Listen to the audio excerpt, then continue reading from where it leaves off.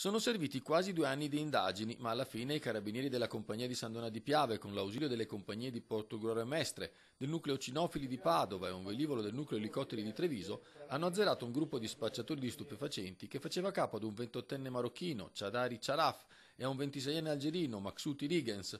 I due si approvvigionavano di cocaina e hashish sulla piazza di Milano, usando per i viaggi moto di grossa cilindrata che erano meno soggette a controlli sull'autostrada. La quantità acquistata e poi smerciata era di circa 5 kg alla settimana. Una volta comprato, lo stupefacente, in particolare la cocaina, era diviso in dosi da 100 grammi che venivano nascoste nei campi fra il portoghese e il trevigiano, all'insaputa dei proprietari.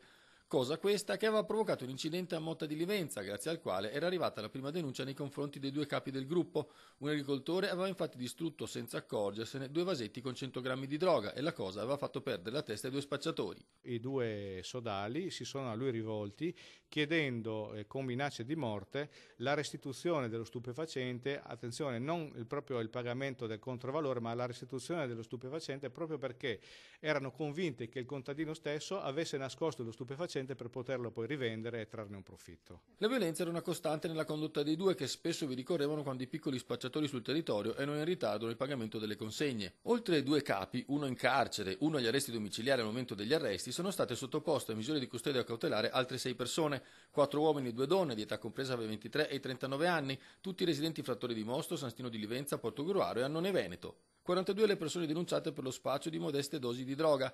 Numerosissimi infatti i piccoli sequestri eseguiti nel corso delle indagini che si sono svolte seguendo gli spacciatori nei loro tour quotidiani per consegnare le dosi.